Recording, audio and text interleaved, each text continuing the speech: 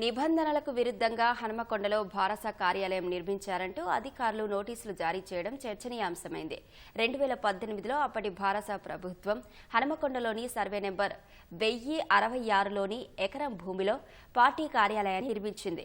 అనుమతులు లేకుండా ప్రభుత్వ స్థలంలో దీన్ని నిర్మించారంటూ వరంగల్ పశ్చిమ ఎమ్మెల్యే నాయిని రాజేందర్ రెడ్డి కలెక్టరేట్లో ఫిర్యాదు చేశారు. ఉన్నతాధికారుల ఆదేశాలతో గ్రేటర్ వరంగల్ అధికారులు కార్యాలయానికి నోటీసులు జారీ చేశారు. 3 రోజుల్లో భవనానికి సంబంధించిన అనుమతులు సమర్పించాలని నోటీసుల్లో పేర్కొన్నారు. కేవలం కాంగ్రెస్ కక్ష సాధింపు చర్యల్లో భాగంగానే పార్టీ కార్యాలయానికి నోటీసులు జారీ చేసినట్లు భారస నేత మాజీ ఎమ్మెల్యే వినయ్ భాస్కర్ ఆరోపించారు.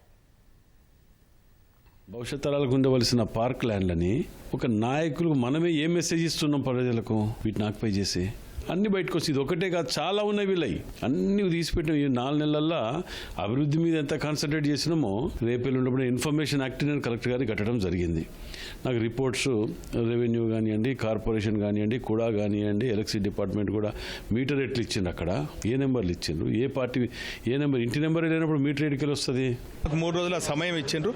ఆ 3 రోజుల వ్యవధిలోనే మా పార్టీ తరఫున మరి డిప్యూటీ కమిషనర్ గారికి మాకు కేటాయించినటువంటి జీవో ప్రకారము 4,84,000 కట్టినటువంటి రిసిప్ట్స్ కానీ, లెటర్స్ కానీ, జీవో కాపీ కానీ మాకు కేటాయించిన స్థలాన్ని మేము వారికి డిప్యూటీ కమిషనర్ గారికి ఇవ్వటం జరిగింది.